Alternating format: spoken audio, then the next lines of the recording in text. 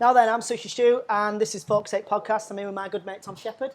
How's it going? Going well, mate. Going really well. Thank you for inviting us, and very much excited to catch up and have a chat. Yeah, it's been too long, hasn't it? It's been about 18 months since we've met in person, I think. Really, Yeah, did a Wellex. Yeah, did a Wellex. It was literally 18 months ago. Did a Wellex Open day. I know we were actually messaging even before that, and messaged since, obviously. But yeah, we haven't really caught up since then, mate. To be fair, it's a messy weekend that was. Actually. It was, yeah. It was great. Lots of beers. Yeah. It was. I think we were cocktails and whiskey definitely by then. Yeah. It's got 4 a.m. closure. Yeah, the standard stuff. So so for the guys who don't know much about Upstairs, let's just start off with just give everyone the overview of what Upstairs is about, where it came from, and how it got up to today, I guess. Definitely. So it's so Upstairs Restaurant. It's a Michelin star restaurant. We've been open for 3.5 years, and it's the first and only Michelin star restaurant in the whole county of Staffordshire, which is pretty incredible. Obviously, I'm from Sutton Coldfield, which is about 20 miles south of here, originally in Birmingham, but Sutton's close to Lichfield and Birmingham. And I always knew there wasn't I knew Lichfield as a whole city, it's a tiny city, but I knew it was never sort of food orientated. And over the past few years, it started to become food orientated. I think with the culture of Great Britain anyway, I think, especially with TV and just people actually enjoying eating out and seeing the difference between sort of with all due respect, with the chain style restaurants to obviously the higher caliber restaurants. But Lichfield never had that. And lo and behold, I was the first person to attempt to do it here. And within 4 months, we got a Michelin star, which was just absolutely unbelievable. To be the first to make history is just amazing. And with that, we've just continued going on strength to strength. Where it was birthed is quite a unique and sort of romantic story, really. We obviously in this building, which is over 400 years old, in between 2 listed buildings. But it's actually the reason why we moved here is because my dad's third generation jeweller, and he was at my granddad actually. So his dad was born in the jewellery quarter in Birmingham. It's now actually the colleges of jewellery, which is just fucking mad. And so my dad was born into it, and so was I to an extent. I just think me and my dad were very similar at school. I think school to us we didn't really click at school. I think our sort of parents' evenings read exactly the same, just 40 years apart or whatever it was. But no, it was just could have tried. It could try harder if they put the effort into it. Could try harder and all this sort of stuff, which is classic. But I was physical. I needed something physical. To get involved with, and the academic side just wasn't for me. And so my dad sort of went into it because he didn't have many options back then. But for me, obviously, there's a lot more options, and I knew jewellery wasn't for me, and my dad knew that, so he's always supported me. And I fell into the industry, and to cut a long story short, my dad moved here in March 2019. And it's the first establishment the business has ever owned in 3 generations. So it was a huge milestone for them, with absolutely no thought or even feeling that I was ever going to be included or involved with it, because there was just not a facility to do that. But when actually I came during the refurb, which was pretty much from March 2019 up until September when they actually opened, it soon came to our attention that Upstairs was just a completely unused commodity, and it was one where it was huge. I mean, the previous place there for 25 years, which ironically is on the parallel street to here, was a tiny little tobacconist, and it was like a townhouse. You walk in, straight into the living room, then it's like the sort of kitchenette style above that, and then it was like a loft above that, tiny. So to bring all that to this big floor space here, you only needed downstairs. So off the back of that, I just asked the question, "What are you doing upstairs?" And Dad said, "Tom, I haven't got a clue. I've begged, borrowed and stole as much money as we possibly can. There's no budget at all to even look at Upstairs." And I just said, could I potentially look at doing something upstairs myself? And he said, this is obviously before COVID. And he was like, yeah, what are you thinking? And I remember it was four workshops up here, jewellers' workshops. And there was a you can see the windows. There's a window in each of them. There's another window behind here. I remember just thinking, if we could potentially open all this up and have banquette seating across the back window, we could make it happen. And I don't know where that came from, why that came from. I just had this really bizarre image in my head, and I had 5 different restaurant designers come and look at it, and they all said it can be done. Structurally, it can be done. The prices of this ranged from about 200,000 to about $750,000. So obviously, I went for the 200,000 one, and they were local in Birmingham, and we just started it. And I was working at Adams as a head chef at Adams, coming to 2.5 years. And I handed him my notice the day I said yes to the guy who said he could do it. I just handed him my notice because I knew this was what I always wanted. And to make it happen here was mad. Never an ambition of mine to work, above my dad, shop and back in the family trade. It never was, and it's become the romance has just continually grown over the 3.5 years. And he's working today still, and he'll pop up and just have a chat with us, have a cup of tea or whatever. It's fucking magic. Do you know what I mean? But it's so unique. It's such a unique story and unique space that we never put any thought into it. It just happened. So it's a kind of an evolution of a family business. But that's how my dad sees it now. It's mad because he didn't really want to get into the jewellery trade. By all accounts, he loves it, but like watches is more his bag. But he didn't really want to get into the jewellery trade. Granddad sort of said, Paul, what are you doing? Like, I've got an opportunity here for you. Or do you want to go your own way? So he took the opportunity, which is great. And back then, the father and son thing was a little bit different to how it is now. But Dad knew straight away. I was a Saturday boy at the old place when I was 14. He just knew customer-facing retail just wasn't for me at all. He knew that, and it wasn't for him because he felt the same. So he enjoys running the business, and he enjoys working with the people he works with. He still does the calls every Wednesday. He'll go into Birmingham and drop the calls off, and he's still working with friends, even their dads who still remember my granddad, and it's pretty magic. But yeah, so we've had a joke often. We're continuing the family trade, or a family trade, but in a different craft. And now it's obviously culinary craft as opposed to jewellers. Have you a way to bring that heritage of your family into this side of it? From the stories of your dad and your granddad and all the things that they've achieved. Is there a way to sort of like fuse them a bit more? From a crafts perspective, so it has to relate to a customer, and that's what I was really conscious of when we first started. I didn't want to put diamantes around the menu and just go, because obviously, do you know what I mean? Nice and classy. Same with the logo, exactly. Same with the logo and stuff like that. So the logo it's actually in a hallmark. And a hallmark you find on your jewellery. And normally the shape or whatever it is in the middle of a hallmark, it usually dictates where it was made. So for instance, the hallmark of Birmingham or the Jewellery Quarter is the anchor. So if you ever get a piece of jewellery and you take it off and you look closely into it, have some digits and you'll have a picture, a hallmark. Should we have a look at this? Have a look. I mean, you probably need an eyeglass for it, I'd imagine. I'm interested now you've said that. This is from Birmingham, so this has got an anchor in the middle of it. It's quite difficult to see. Yeah. You'll just see a row of different patterns inside there. God, it is tiny. It is tiny. And one of those hallmarks, it'll be an anchor, and it'll be the. Oh yeah, here's one. I can see it. It's a lump of coal. Is it? No, I can't see it. It's too small. Excuse me. I can get my dad to bring the eyeglass up. It's interesting. And he'll see it. I got it from Hatton Garden, so it's probably okay. Yeah, it probably is actually. That's a good film, that is, mate, to be fair. But no, so it was. So the detail that we've done on the front window, we've put our logo, our branding inside the hallmark. Nice. So the hallmark is a square with the edges cut off. And then equally, all this, it's like when we first came up here, this is obviously leather bound, but all the tools that were on hooks were all leather bound tools. So we just wanted like little small details, and it was a workshop. So we call it a Michelin star restaurant, the craftsman's workshop. Yep. And that's exactly what it is. Like, it was a workshop for jewellers for over 140 years, and we've essentially just put a new craft into the same workshop. I think it's those details that make it more special, because like otherwise it's just fancy food on a plate. Exactly, and it's everything about what we do. Like, it has to create a story, and the story is that we get so many returning customers, and they ask how my dad is. They'll come in, they'll go, how's Paul, how's your dad? And likewise downstairs, they'll go, Tom's we're all humans, busy. aren't we? So we all relate to a family. Absolutely. And people. Absolutely. And that personal touch, I know we alluded to it in the car about the industry at the moment, but I think you said more can be done. You can do more than just put your prices up, for instance. You can do more than that. You have to sort of look into it a bit more than just going, fuck it, every price is going up, we need to add another 10% onto our bill, and that's the end of it. You've got to show. I know the customer has potentially got a pay rise as well. That's great. That's up for them. For us, we need to show that. We need to show that reason. I think the personal approach to customers is so important, because if they feel a belonging in a restaurant, that's quite rare. We're talking a bit about business and a bit about the economy as well, really. So to not just get inflation, which is where everyone gets paid twice as much, but all the prices go up twice as much, so everyone's exactly the same. Yeah.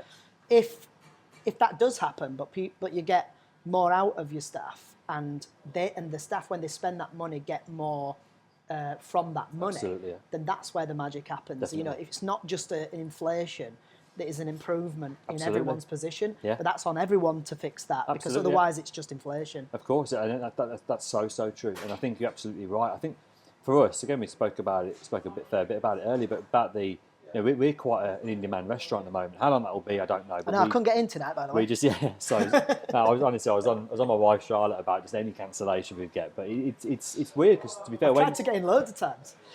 beforehand when we were going to book this before, but no, it is difficult. But but again, it's the place where business sort of you want to be. You want to be in demand, of course, you do. 100%. But so many return customers come because of that personal touch, and when we remember people by their first names, and people actually enjoy that.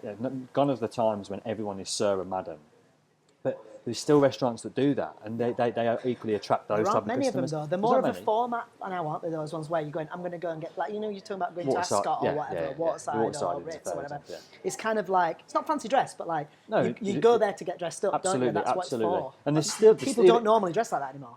in the modern interpretation, the modern generation of customer, there's still an element of that excites me. I mean, I've been to the Ritz and I absolutely loved it. I mean, I spoke to Gaz Ward. He went to the Ritz, All right. and he sent John a message just to say, I haven't got a blazer. I'm not going to wear a blazer. I think John Williams messaged him back saying, you better be fucking joking. And he was joking. So he was like, imagining Gaz in a suit's quite, you know what I mean? Quite an unusual thing as a t-shirt and shorts kind of Well, guy. we went to the Bacchus fundraiser last year, Yeah. me and Gaz, and he had to have a suit made. It's just mad, isn't it? Actually, there's another story about that. Like, you won't mind me saying, but like, we went to Japan last April, Yeah. and we went to a sake factory, and you've got to wear the like overalls for hygiene reasons. The You've gotta white ones. Yeah, the white Yeah. ones and With the hat. with the hat and Yeah, everything like that. But they didn't fit him. Yeah. So I had to wear a jacket which came to about there, and then they had to put another jacket on the front. So I had No to wear way. one on the This is front and all- one or two jackets. Sorry, mate. I mean, he's a big lad, but like, he's not that No, big. it's funny though, isn't it? But like you're saying about the jacket, it's like that's why you're going there, innit? You're Yeah, of going there course you do. because like Of course you if do. everyone starts turning up in trainers because they forgot or whatever, then it isn't what it is. Absolutely. Same with mate. like hats at like a race. Royal Ascot, it's the yeah. same thing. I mean, you're not allowed in. You're not allowed in unless you have a hat. It's a three-piece suit, hat. But when we walk out, they were here for a tasting yesterday, and you get interviewed after. One of the ladies was interviewing me, a lovely woman, and she turns around, she's like, "Name a dish that like best represents Royal Ascot." I'm like, "There's not a dish that represents it." But JP, who like Jonathan Parker, who runs Ascot, is an incredible guy. Love him. He's a Brummie as well, which is great. But he always says to us when we first did it last year, I was like, "Is there anything particular that I need?" And he was like, "Your one dessert that you'll sell out of is fresh British berries and cream." So I was like, "What?" And I'm like doing all these like quite spectacular sort of dishes, and he was like, "Please, mate, like the people who come like that they're what's that word when they're like patriotic? They're patriotic towards like what Royal Ascot's about." Yeah. So I said to her yesterday, I said, "Well, I have to put blueberries, blackberries, currants and strawberries and raspberries and all the rest of it on with English cream and all that, and that we can sell them 10 by the dozen." And that for me encapsulates what Royal Ascot's about. And it's also like the bowl of fruit is obviously really colourful. When I stepped out of the sailing room on the Tuesday, the first day, you see the most unbelievable array of just colours everywhere. And you got like gents in the three-piece suits, but again, some of their obviously their neckerchiefs and the hats and even the waistcoats are really colourful. And the ladies are in like the most, some very flamboyant colours, hats, etc. But you do just look around and you just go, this is class, mate. It's quite quintessential Britain, but at the same time, it's like it's class. But it's an love agreement that. between people that this is what we're going to do. Absolutely. You know, I always used to like, obviously everything for me comes back to Japan because I'm like a mono person. Yeah. But like, I used to think, everyone's in a black suit, and it's like, it's a bit like, oh, really? Yeah. No individuality. But then you that's because we're looking at it from you need a paradigm shift in your mind, where it's like, okay, we've agreed to do this, Yeah. so we can park that. It's a bit like school uniform. Yeah, true. So you just park that, Yeah, and you it's do, not yeah. about this. It's not about the guy who can't afford the best one. Or the, Yeah. But there are little messages within these formats. Right. So like, like everyone's wearing a suit with a hat, then you go, oh, everyone looks the same. But like you just said, once you get a format, Yeah. you can play around with it. Of course you can. And we were talking about, I had a conversation with a few people about formats in food and how the limitation is the freedom. Yeah. So like, if you're saying like for this, you've got to wear a hat, you've got to wear a three-piece suit, what can you do with that? Absolutely. And then that's where all the magic starts. Yeah, to happen. it's so Because true. I started limiting myself years ago, like going,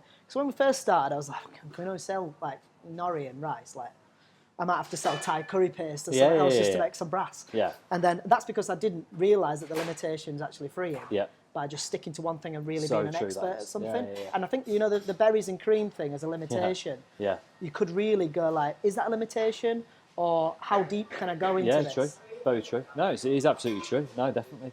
And I like the way you sort of word that, because there is that, and I think that's the way you got to look at business. You've almost worded the fact that there's no limitations. There's guidelines. There's guidance. There's width to and depth. The width and absolutely, you manifest how wide and how deep. I think if you want to go wide, you've got to be ginormous, like Yeah. Walmart or something like that, or Yeah, Amazon. yeah, They're true. wide. They're huge. And if you're little like us, you've got to go deep. Yeah, yeah. And if you're neither, then you're not going to do Well, you're not well. going to do anything here. You're just going to remain quite stagnant. But no, it's true. You know, it's the same in business. It's like, you know, when we open the philosophy of opening upstairs as well was very much just get it open. That's where we were at, especially off the back of COVID. We were speaking about loans. Obviously, I had a COVID loan to open this place, and it was like, again, we're in a great place now, but at the same time, it was worrying, especially when it's your first business. You have no realisation, understanding of where that money's going to Not come like you can from. have a conversation about, I can't pay it this month. Of course you can't. You have to. It's simple. But equally wages, and I don't know how much was my first staff bill going to be. I didn't know anything. So like, to get this place open was the mindset. And then for it to be as successful as it has been and be as busy as it has been is amazing. But then we don't want to just stay in that safe zone. We want to push it all the time. And we're doing a massive rebirth in January next year, where our focus is purely on just the customer's experience upstairs and how personal we can go with that one table in that one restaurant while they're here. And I think the customers who love what we do, because that family type of sort of feeling of like get the togetherness, and we're very relaxed and very personable, which is great. We won't lose that because that's what upstairs is, but we can definitely focus that more on an experience. That's exactly what we want to do. So next year, You know, your repeat customers. yeah, It's interesting because I think some people who are struggling at the moment, they're probably not really focusing on repeat customers. Yeah. And maybe they want to Always. focus on repeat Yeah. customers, but maybe it's just not happening. And I just wonder, another thing I sort of compare restaurants to is like a theatre experience, Right. or a rock concert. So like, what you don't want to be is just going to watch the same band every night. Yeah, yeah. So like, if you've watched the band and you've watched that tour, you're not going to go back second night to watch it. No, are you probably or if you wouldn't, watch no. the theatre Some performance diehard fans or a would, but yeah. stand-up, you're Yeah. not going to go back and watch it again. Well, you want to be is you want to be the venue and Yeah. have different things coming in and out True. all the time. I like places like Carousel and places Yeah, like yeah, that. yeah. They've Forever always got- changing. But from a business point of view, Yeah, at the end of the day, they're just trying to fill their restaurant. no, it's true. So And it works. you can't be like a locked format where it's just the same food constantly. 'Cause No, it's true. you're never going to get a repeat business. No, of course you're not. No, of course you're not. I mean, there is obviously chain restaurants that do exactly that, but they price themselves accordingly, I would say. But I would definitely say that I think the people with expectations of an experience, McDonald's isn't an experience, with all due respect. Yeah, it's Obviously, fuel. Of course, it's fuel and it's convenience, and that's They call it social fueling, seriously. Yeah. Greggs is the same. no matter what it is, and it's how many people you can have a conversation about going to McDonald's. Do you know what I mean? That's how, and Greggs the same. When they introduced the vegan sausage roll, it was like the amount they must have sold was just unbelievable because everyone had to try Good the vegan hype. sausage roll. Do you know what I mean? It's incredible. We can't do something like that. What I have noticed is what I think is really quite interesting was the majority of these restaurants that we're talking about, you don't go there for one product. You go there, the product is the experience. So you don't go there and go to your partner or whoever it is you're going with, oh, we really must try this dish. You don't say that at all because you don't really know what's on the menu. Do you know what I mean? You may look at, like, say, Gareth Ford, because we're obviously in topic, you may look at some of his dishes that are notorious, like the tiramisu, for instance, or the Wagyu beef. You might go, I need to go there because I want to try that. But you probably don't. You want to try the experience. Since Great British Menu here, we have people purely booking for the fucking banana dessert. So when you actually get people, and they'll go, I booked a table for this day, on this time, can you please assure me that the banana dessert's going to be on?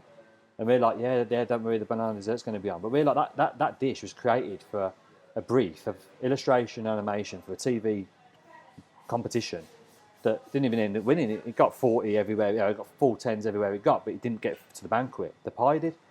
But we've established that dish to be the focal point of that series.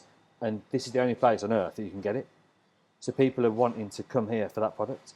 And mate, honestly, the customers that we get through the door, and that some people come up the stairs and go, oh, I'm so excited, is the banana still on the menu? And they haven't even taken the jackets off. So we've designed a product that people purposely come for. The great thing about it being the banana dish and where it's situated in the menu being the last dish you have here You get the upstairs experience from the very get-go. So you sit down and you get the snacks into the bread, into every aspect of upstairs you get. So we're hoping to wow you on that.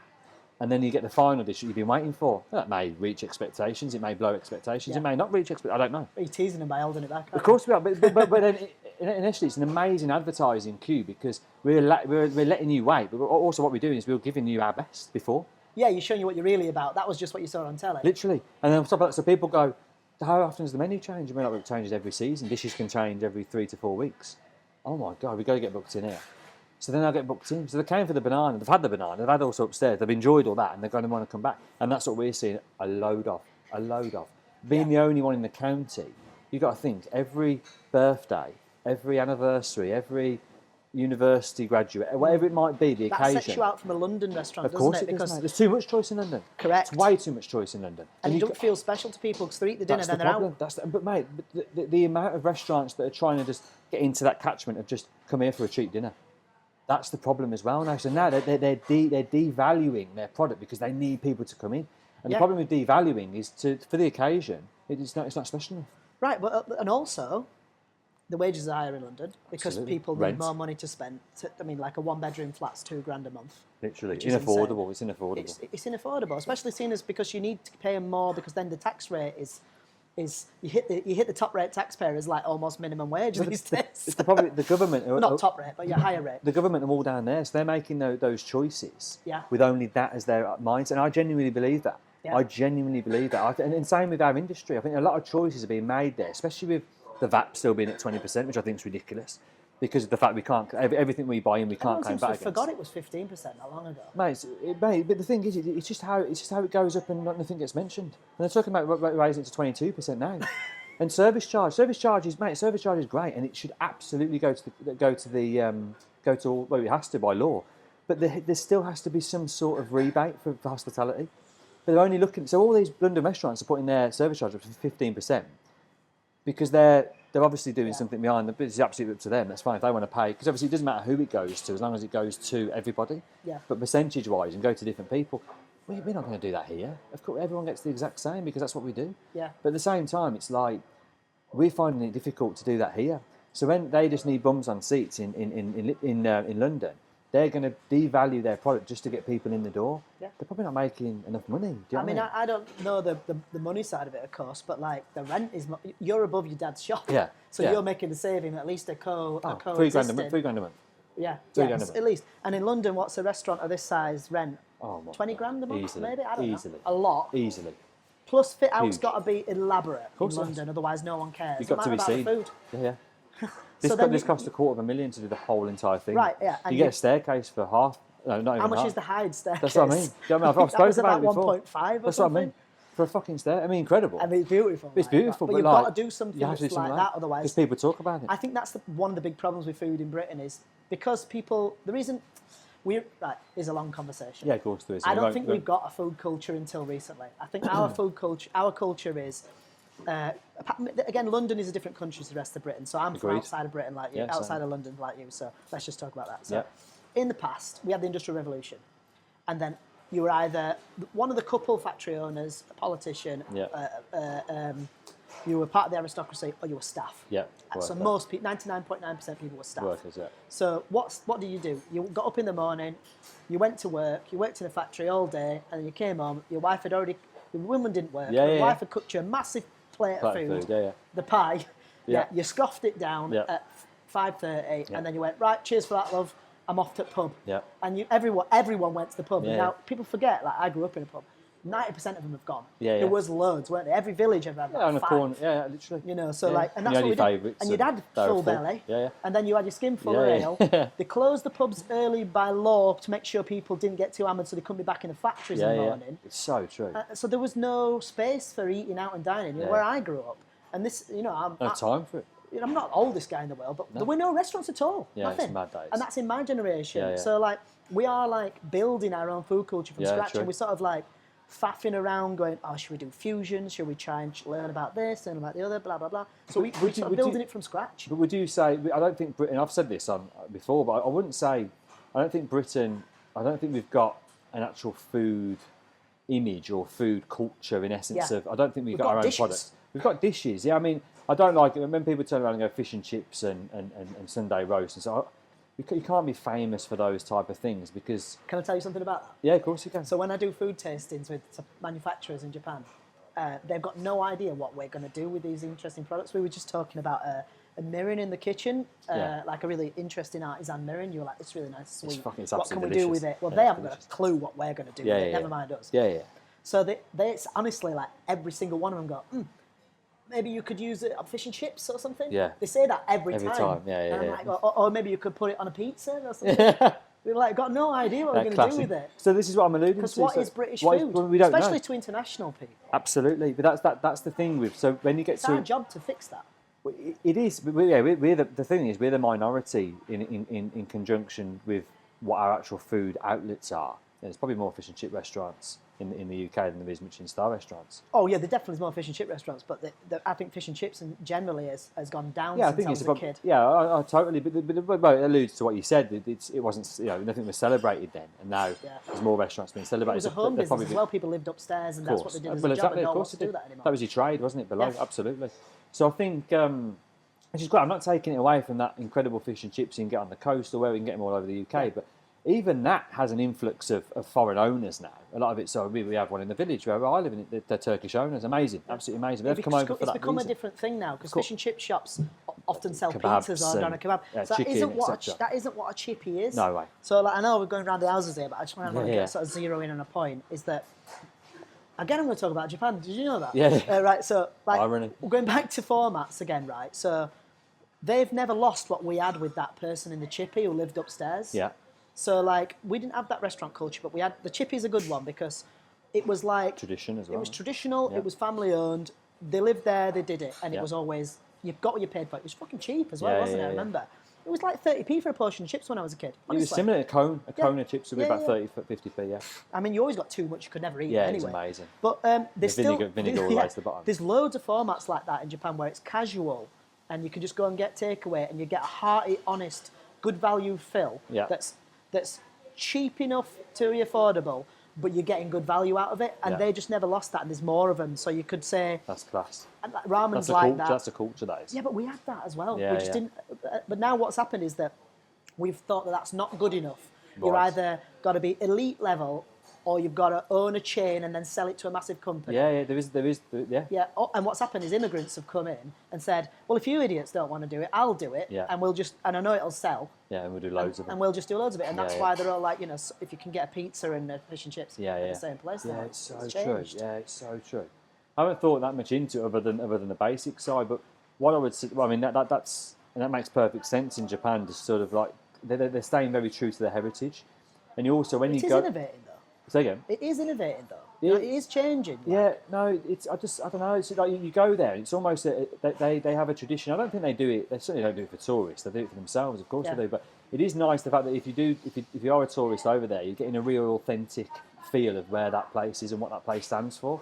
In the UK, you don't get that. That's what I mean. There's Very a minimal. sense of loss, isn't there? There is massively. There's very, very minimal places you would go to. I mean, I went with my wife and Grace, my daughter, and then we went down to Newquay with my mum because she'd retired in Christmas. You get out Lash. So we went on the lash, of course we did. And it was great. I mean, there was a real sort of connection there that was like the pubs they were quite full. Bearing in mind it was the start of January, they're quite full. But it felt like that sort of feeling of like tradition. It really did. And the fish and chippies were like you just alluded to. It was like lived above it. Do you know what I mean? Just fish and chips. That's all you could If you're a get. tourist, though, like from abroad, that's what you want. That's what you want, mate. But it's a real shame that there's only just tiny little catchments where you can get that. It was romantic and it felt incredible. It also gives you a bit of feeling like that's what we But should you know why be it's doing good? more. Besides heritage, it's because it's specialism and care Care, mate. and value. Care. Yeah, value. And, yeah, value. and value can be anything like, look at some menus and you can spend 300 quid on a menu and you think, 300 quid for a meal? There's people starving. No, it's amazing value because you've got so many producers Yeah. who are putting loads of love and effort into that and Yeah, care yeah. into the products. And you are actually you're not getting ripped off at 300 quid for a No, menu. why You're are you? getting You love can't- on the plate. Absolutely. And everyone's getting a decent wage. And value comes at all sorts of So different price true. points. So true. Absolutely. The infrastructure of how that whole dish and that whole experience has been created cannot be overlooked by any stretch of the And imagination. it's virtuous. Yeah, true. So like the land will succeed from it. Yeah. You know, you're putting money into the economy. It's not evaporating. That No, of course 300 it's quid. not. No, why is it? No, it's going. Yeah, absolutely. No, I agree. But just to because we've gone on another stage there, but just to completely solidify what we were sort of saying was, and I've said this for a few years, was like we're a culture, especially at this level, at 1, 2. If you want to say Michelin star level, Yeah. just use that as a catchment. We take so much influence from everywhere else. So we do take a lot of Asian influence. We do take South American influence. We took an awful lot of Nordic influence when I first came into the industry. Yeah. French influence will never escape what we do because that is essentially what was created That's here first. European gastronomy, really. Of course it is, yeah. But it came from, we were so obviously a French family came over. Yeah. Gavroche started first 1, 2, 3. So that's where it all started. We never step away from that. And you got John Williams just won 2 stars. Yeah. So But that is our heritage lineage. of course, isn't it? that's what what Britain is. that's a Geordie. I mean, it's a northeastern guy who's come in the middle of in the Ritz, probably one of the most prestigious traditional places in the whole of England, and In he's the world, serving maybe. in the world, mate. And he's serving, especially by name, and he's serving such traditional cuisine and delivering it in such a traditional way. And he That's believes in deep that. down the narrow, isn't it? Absolutely, but he believes in that product. But all these new modern interpretation of restaurants, their focus isn't classic. Their focus is Asian. Their focus is South American. That's what their focus is. So I would say that our culture of cooking is quite confusing, but it's very individual. So it's confusing in one respect, but I'd say it's very individual. So it's totally up to the chef Yeah. what they believe But that's in. because I think we're trying to discover what we are now. Absolutely. Because before the Industrial Revolution, we're a nation of traders and pirates, aren't we? Really? Yeah. So we're going out and we're finding things from all over the world. We're bringing it back, and showing doing the the- Queen, go, look at this potato. Yeah. Look at this tea. Look at this chocolate. Yeah. Isn't it good? Shall we make a cake? Yeah. Sugar. Yeah. Rum. Yeah. It's all from abroad. So we Yeah. are an international trading nation. And that's who we really are. Yeah, So true. like, it's following that lineage, and just making sure that whatever we do with love and Yeah, care. And I think the chain thing, it's poison. Yeah, I agree. But people want a happy convenience. experience Yeah, on a yeah. day to day, and I get that. Yeah. And it's because we've got a paucity of like real local skill for Yeah. delivering the things what the chippies did deliver. Yeah. And again, I'm only see my passion's Britain, not Japan. Yeah. And I just travel to Japan a lot because that's my job. And I Yeah, just yeah. think, okay, I don't want to turn Britain into Japan, but I want a lot of the things that they've got. Yeah. Like the chippy times by 20 different formats with availability for everybody, so Yeah, everyone yeah. can go out and eat a lunch Yeah. and not break the bank, and everyone's got a job from it, and Yeah. it's kind of virtuous. And I don't want to have to go to Starbucks and spend £7 on a toasty that's been made in a factory and Yeah, some true. over roasted Yeah. coffee that doesn't even go with a toasty. Yeah, literally. You still got it, yeah. There's just not enough options for us because Yeah. like we're on an industrial estate at Sushi, and there is no food, right? So you've got, I don't know, 30, 40 different businesses on this, and all the staff there nowhere to eat, nothing. It blows my suppliers' mind. It's like, Yeah. well, where's everyone have the lunch? Yeah. I'm like, well, they don't. Yeah. There's a McDonald's about 3 miles away on a bypass. It's rammed constantly with the drive-through because there's just no other options. There's no other fucking hell, So man. we've got a big gap to bridge. But I think that the reason why I'm interested in Michelin in the UK and like people like yourself is that you guys are kind of creating the future of our food culture, and Yeah. it has to spill down from the top. Yeah. No, I'd agree with that. I think that's the problem. I think all what you've mentioned, we spoke about Greg's, McDonald's, and you can even go to like Nando's and Wagamama's as well to an extent. They're just so convenient. That's the problem. But they're very low value. They're very low value. You would question what they use. I listened to something with Tom Kerridge a few weeks ago, and he said, you've got a mayo chicken, for instance, that costs £1.39. You don't just look at it as a consumer. You just look at it as a burger and £1.39. I think, that's cheap. I'll eat it. What you don't consider is all that's had to be made by someone and something. Yes. The ingredients used to make that also has to, for instance, the wheat that's gone into the bread, Yeah. the yeast, the water, everything. You need has to do an exploded diagram on it. literally like where everything's come from. Yeah. Eggs in the mayonnaise. Exactly everything. Because if it's mayonnaise, it has to be eggs and oil. It has to be. So it's just that's the way it is. And if it's beef burger, it has to have some sort of beef in it. Yeah. Where's that beef come from? Where's that And cow? how do you make it uniform? So what happens to all the other cuts? Exactly, mate. That's what I mean. Is it just? And how is it so Well, they soft? do that with the chips, don't they? They grow like a specific. I mean, I'm not slagging McDonald's off. I actually like McDonald's because they have done. They've perfected a format and they've gone really deep on it and they've Yeah. kept a limited menu. They've gone global with it because of that. So Huge. It's huge. we can talk about the negative sides, but I actually think that there's a lot to be learned from them as well. But they use a specific potato that's really long, so they can get the long Get chips. the chips, yeah. But the potatoes are quite bad for the environment, so I've heard. But I mean, everyone will spin everything negative Of course about they will, yeah, McDonald's. yeah, So of course they will. I don't want to like No, blow them out of the no, water, that isn't but- what the conversation's about. Yeah, but you need to break everything down and see where it comes from for sure. But then to how the fuck do you get to £1.39 for that? They can't be making money. That's actually impossible. If we were to do a burger, a quarter pounder here, the beef alone would cost more than £1.39. And that's from a British supplier who's a proper cattle grower, farmer, etc. And it's like, how the fuck are they doing that for that? And that's where it's like really confusing. They've But costed the entire business out to the course they percentage have. for everyone on the chain, including the customer, including the franchisee. I believe that, and again, I could be wrong here, that if you're a franchisee at McDonald's, you pay X amount in, you pay for, I think McDonald's even loan you the money to buy it, and then you sort of guaranteed 5% return Right. on investment every year. right. So you get your money back in 20 years, and then you've got it forever. Yeah.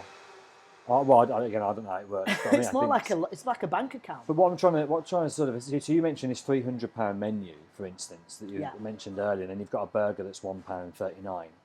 If you're wanting just to have a fill and just wanting to eat and just Yeah. feel full, then you're never going to come to a restaurant like this, and you're certainly not going to come to a restaurant for 300 quid. And this is what reverts back to the original sentence that I mentioned was in Lichfield, if you have a birthday, have an anniversary, have whatever it might be, a graduate meal or whatever, upstairs is top of your list. As in, not you thinking about it. It's just like, where should we go out nice in Lichfield? It's upstairs. Yeah. If you want to mention it's upstairs, But why every isn't single there time. a place 2, 3, 4, 5, 6, 7 that are not as good but are cheaper? Yeah, Do you know yeah. what I mean? For everybody, so why is it only in this country you've got McDonald's Yeah. and that, and It's then so a one, true. then a It's Star? so true. It's That's so the true. problem because Yeah, like it's when so I true. again when I'm in Japan, Because when I go- it costs so much to make a burger.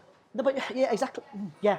Do you know what I mean? I just That's don't think why. the gap between the top and the bottom is ginormous. I just wander around when I'm over there and I'll just go, I'm going to go in there. Yeah, yeah, yeah. I'm going to go in there. And it's I'm not going to class. book anything. I mean, it's always class, Yeah. but it's class at whatever level you pay for. Yeah, okay, You know, good. if it's a tenner, it's a tenner's worth of food. If Yeah. it's 20 quid, it's 20 quid. Yeah. The 20 quid one's better than the tenner. Yeah, okay. The So you can 50 see quid that. one's better than the 20 quid No, one. okay. Always. Yeah, yeah. Whether I think- notice that or I not think is that's not always the where- case. Again, something which is mad, which I've noticed with customers will come here and have an experience that they fortunately thoroughly enjoy and they see value and worth. A comment that we've had more recently, actually, which is strange, they'll often say, "Oh, we loved it here, Tom. Love the meal, absolutely delicious." We, to be fair, we save up for a meal like this because I'm fed up of going out and spending 50 quid somewhere at a chain restaurant. Something I can do better at home, 100%. and that's what they say. And That's why they're low value. Absolutely, but they're equally at the same point. I like the fact that customers are recognising that and actually Yeah. choosing to stay at home and eat at home and cook at home, which You're is good. getting that level of customer though, aren't you? You know, someone who's interested in food. Yeah. So like a lot of people are not. I mean, again, this They're is another thing interested- people they're in interested Japan in can't getting believe. fed. Some people just can't. I just don't care about food. It's like it's not caring about breathing. Yeah, I know. Do you know what I mean? It's insane, It's- isn't it? yeah, But it that's is. because I think we're still catching up from that food culture of just fueling, Yeah, just fueling. it is. No, it is. And I thought, like you said, I think it with TV and with sort of chefs being idolised, I think Yeah. it's definitely going to get better. There's no two ways about that. And I think I often say this all the time. It's like I'm a Villa fan, so I've got a season ticket at the Villa, and we can go down there and. Podcast finished at that point. Yeah, sorry, really. mate. Everyone's Sorry, tuned off. you probably cut that off now. No, we're doing all right. But no, it's not what you interpret as a celebrity or get excited about seeing. No, mate. I've been on Great British Menu once, and we hosted MasterChef. Done a couple of bits for news things, and that's it. Other than that, nothing. You see, these footballers are on TV every single day, every single week, whatever, and you also see news reporters and all this sort of stuff. We can have guests up here that will want my autograph and want a picture of me at the end. I've had a woman come over and nearly faint because she can't believe she's seen me. And I'm Well, you like, are a very handsome man. well, I don't think Hanson's got anything to do with it personally. I thank you, Stu. I just think it's mad that like from them, it's like chefs and restaurants have been put on quite a high pedestal, and they have of like status, and people are like, oh my god, he's a Michelin star chef. Yeah. But I was interested in talking about the suppliers. Mate, Charlie said, well, no, All the it's true. makers. But Charlie said something to me when we went on holiday last year, and it was really fascinating. She was like, how many Michelin star restaurants are in the UK? And I said, I don't know, about 170, say, like collectively. And she was like, how many people do you reckon stay in this hotel? It was all inclusive. And I was like, fucking thousands. Let's just say 2,000. And she's like, it's mad to think that like when you go out, like wherever you go, you're like probably one and the one only. There's not many businesses and or trades that you'll be the one and only. So if you go to like electricians, plumbers, whatever, when you go to the villa, for instance, when there's 42,000 supporters going there, Yeah. there's probably over 2,000, 3,000 electricians. Yeah. There's probably 2,000 plumbers. There's only one Michelin star chef who's there. Do you know what I mean? Yeah. Or two, maybe. I know Brad Carter goes there, but it's like that's mad. And I think that's what when customers go Michelin star chef, all of a sudden it's elevated. Yeah. Because it's like there's only 170 of you. Do you know what I mean? And it's fucking shit. I suppose like Premier League. Well, there's more Premier League players. Of course there is, mate. There's 100%. So it's like it just elevates you. And if they can put a personality to it or a face to that, it's elevated and it's mad. Is this where that TV though is becoming? No, sorry, that's not. I'm not criticizing TV because TV's done quite a lot of decent things for the food industry. But I think we're ready to move on from shows like MasterChef and Great British Menu, where you get and I like Great British Menu. I know what you're going to say. I'm going to totally agree. I want to with get it. away from the gamifying and the tension of it. And are they going to fuck it up? Are they going to spill some mayonnaise on the floor? Yeah. Or are they running out of time? They love that. Yeah. But like, I want to talk about what we're talking about now, about issues around our culture, around the food, around the producers. And I know it's not going to be as wide as like primetime TV, but I think people want a bit of meat on the bones of the conversation and the information now, because like, when you get 20 series into something of like, they're running out of time and they're going to cook the pasta up. Thing. It's the same thing. Yeah, no, true. And there's no like depth to it. I think them doing obviously Great British Menu doing the plant-based approach to the first course. Yeah. What is it? Do you know I what had I a plant-based carrot yesterday. Yeah. It was nice. Was it? Yeah. Yeah. Good. But what I'm saying is like, what is it though? What is that approach for? It's like at the end of the day. Well, Kirk, for instance, who won, Kirk Howarth, who's got a star, is one of my best friends. He was categorically told that he can't get the starter course because it's too obvious. What do you mean it's too obvious? Well, because he's a plant-based, he owns a plant-based restaurant. Or what? And you're more likely to use. You're more likely to know what you're doing. Let's just keep it as that. So are they saying his restaurant is just a load of starters? Well, so it's, but no, I think it's more of a case of because in GBM that's the only dish that's plant-based in the whole menu. So it's is plant-based. It now always plant-based? Always. The starter is always plant-based. Right, the fish is fish. The meat is your interpretation, and obviously dessert is dessert. He ended up winning the dessert because he did a plant-based dessert, but they were like so wowed by it that he won the dessert. Yeah. He ended up winning the whole thing at the end. His food's amazing. I don't think plant-based. It's like one of them things that I hear and I just go. Urgh. Oh mate, but me and him both. It should be just like nice produce. Vegan's an even worse. Vegan's an even worse word. That's why I don't choose to use it. Because it's culture and lifestyle rather than. Mate, it's just food. Let's not get. It's just food. Kirk is cooking food. I make a carrot and cardamom soup for Christmas. Right, it's proper simple. It's got like a vegetable stock. I use a bloody no stock cube. It's fine. Right? It's no fine. stock cube. It's absolutely fine. Roast the carrots and then make the carrot soup. Put some cardamom in it. A few other bits and bobs. I don't call it a plant-based Of course you don't. You call it carrot soup. It's just my carrot soup for Christmas, and it's delicious. Yeah. Because I like cardamom and I like carrots. Yeah. Why? This is the naivety of our food culture again. 100%. But it's promoted. It's promoted. It's like it's a sales point. That's why. When Kurt, I was sat next to him, obviously at the Michelin Awards. I've invested in his business. That's just between me and him. I love the guy. We've known each other for fucking years, and he. But so we sat next to him, and obviously he's there, so it's a foregone conclusion what's happening. They left it till the end, and obviously they got up and he made history. And he went up and the lady who presented it, lovely lady, she was like, and Kurt, you are the first vegan restaurant to ever get a Michelin star. He turned around and he says, and I'm going to try my hardest to get rid of that fucking word. And that's what he said. Yeah. And because that's his feeling. Mate, he's just doing... So we cook with carrots, we cook with mushrooms, we cook with aubergines, whatever it is, so does he. It's just another restaurant, and it's his interpretation of what he wants to deliver. Yeah. Fuck what it is. He loves those products. That's it. But he So wants he's to looking celebrate. for those interesting products, Of course and it is. that's his specialism that he's going down. It's not a dietary, it's not a lifestyle, it's a passion. It's a passion, obviously it's become a lifestyle of his because of medical reasons. Yeah. But that doesn't matter. But that's just opened that limitation again. Exactly. Has opened a door. Well, it's limitless. It's completely Of limitless. course it is. It's like saying, animal, vegetable, and mineral. Like there's only 3 things in the universe. Absolutely. Yeah, so true. You know what I mean? It's so true. So So vegetables, one of them. So going back to what we were saying is like we can be creative with what we do because notoriously Yeah. vegetation is a hell of a lot cheaper than protein. Sure. So we can do a lot more for that. And it's good for the environment, obviously, because Absolutely. you're not having to put so much resources into that production. Absolutely, absolutely. And I don't think the welfare of we have scallops obviously on the menu, which is an incredible ingredient, but like, getting 250 scallops a week, I don't think for like 46 weeks a year.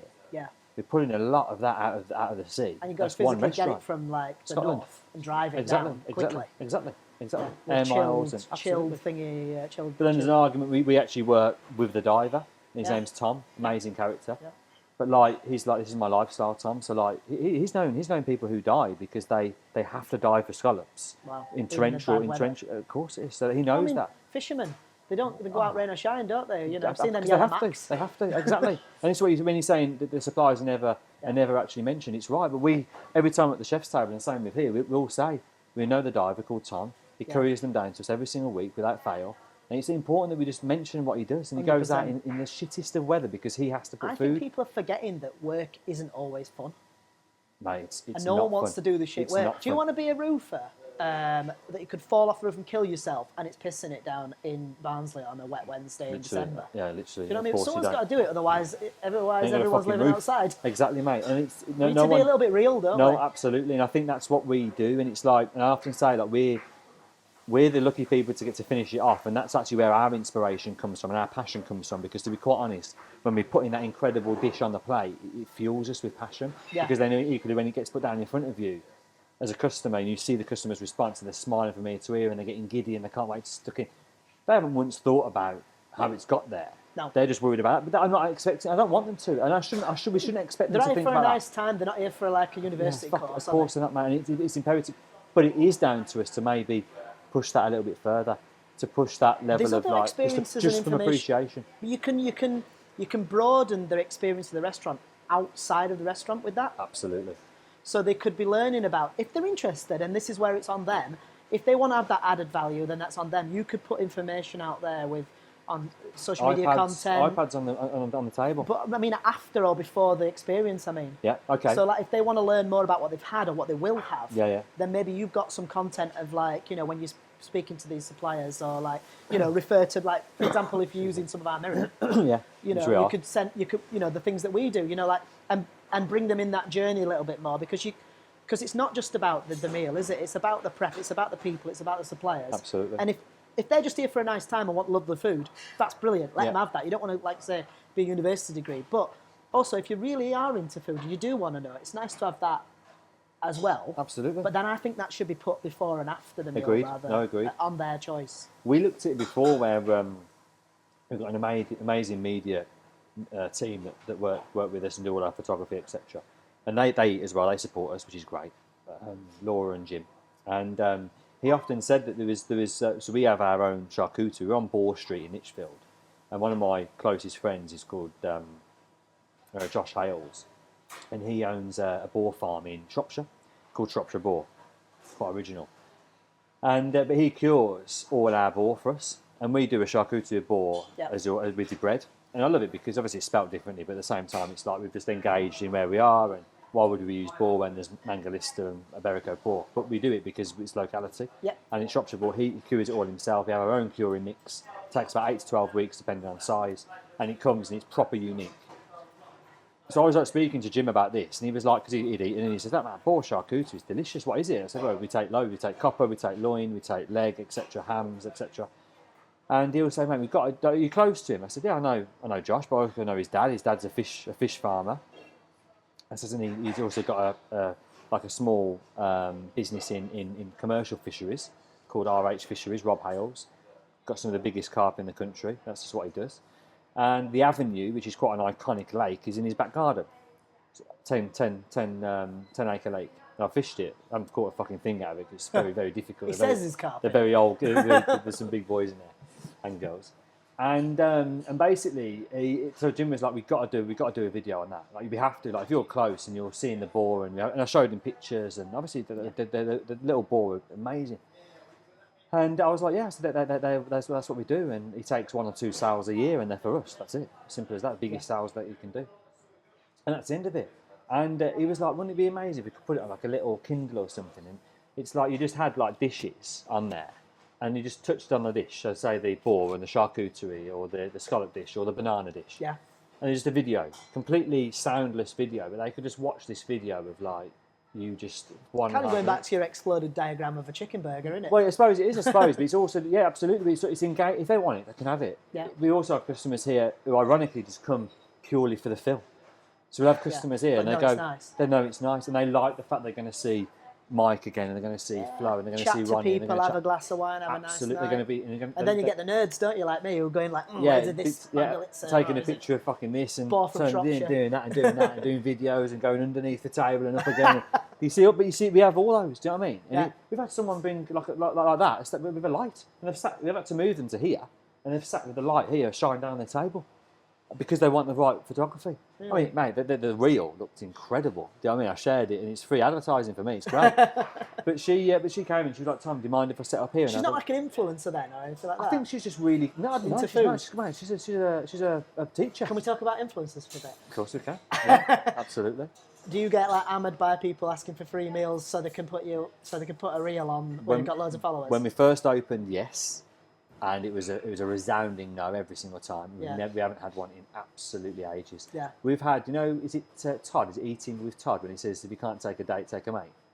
Big guy. Rings a bell. Really good guy. I don't follow any of them. He's got, so even if he's good or not, I just don't know. I quite like him, and this is mad that we're going on. I like him because he goes fucking everywhere. Yeah. London Eats is more of his sort of fad, because I think that's probably where he's from. Todd, I don't know his surname, really nice guy. Yeah.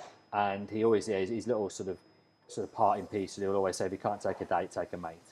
But he does a lot of. I love like those sort of original type of like round the corner, out of nowhere sort of chicken burger joints. Yeah. If it's like chicken wing joints. That's when it's not an influencer though. Like, I know it's like it blurs. This is the problem. Is like, what is it? Like, but what I'm saying by an influencer is that they've all got the same voice. Yeah.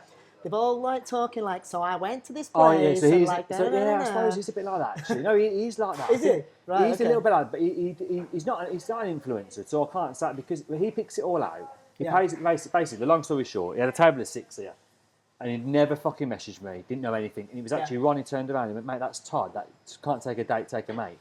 And I was like, "There," and he's like, "Yeah, mate." Even after, never messaged me. Came in, didn't do a reel or anything like that, but came in and enjoyed it with his family. Yeah. He messaged me about 3 weeks ago to say, "Hi Tom, I'm eating again with my family in June, July. We fucking loved it last year so much. I'm bringing back. I said, if there's any chance we could have 10 people." Wow. Like, I said, we only do 6 as maximum. I said, we could potentially, we're fully booked at the moment, we can potentially do a 6 and a 4. Would you be happy with that? And he was like, absolutely. As long as we're in the same area, that's great. So bearing in mind, we can do like a 4, a 2 and a 4, and it's like that corner can be all them. Yeah. That's and he was like, that's it's just the way the food comes out. The way it comes out. It couldn't come out as a 10, basically. But anyway. We do it. Wherever we go, if we go to London or fucking wherever we go, me and Charlie, we'll go. She'll go. Oh, has Todd got a place there? Has he seen a place there? And I'm like, right. I'll go in Manchester. Almost like a guide. Mate, that's what we use it as. And I mean, I love chicken wings. I absolutely love chicken wings. Yeah, mate. me too. And it's like You anywhere. ever done koji chicken wings? Never. Right, we'll have to talk about Let's that. talk about that as well. But this is why we spoke about this even at Wellex when we spoke about it, the Old Trafford, and you were saying, do you do this? Do you do this? Do you do this? I said, I don't do anything unless I understand it. Yeah, because I never worked anywhere that does it. Alex at Alchemilla used to do koji chicken wings. Maybe shout out to Alex. Yeah, definitely. Send him a DM. Oh, what's it called though? The Mollis. Mollis is chicken. Well, place I don't know if he chicken does it in shop. Mollis, which Mollis is next door. Yeah. I love to represent Mollis.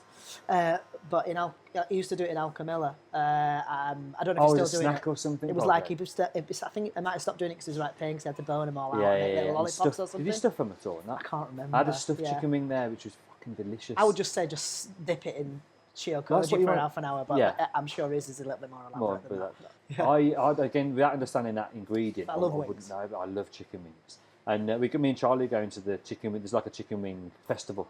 Yeah. I can't get past buffalo though. Mate, you don't need to. I love it. You don't need to, mate. Spicy. Mate, it's the spot and the blue cheese dressing. Creamy, buttery. Oh god, it's absolutely Do unbelievable. you like deep frying them? Like, do you like You have to breading them, deep fry deep frying them? No, Or do you with oven flat, we bake just them or grill them? No, deep frying them. And then toss them in the sauce? Yeah, so buttermilk. So we have buttermilk for me. This is what we do. Yeah. We buttermilk for 24 hours. Get a bit of that buttermilk into the dredge, which essentially is just a seasoned corn flour or potato flour, rice flour mix. Yeah. Gluten-free is much more crispier. And then maybe just literally put them in there. We normally like really crunch them together, leave them in there a bit to get all those like lovely loose ends on. And straight into a deep fat fryer, 160. Then we have it's normally Frank's hot wing sauce. But we just Monty a shitload of butter into them.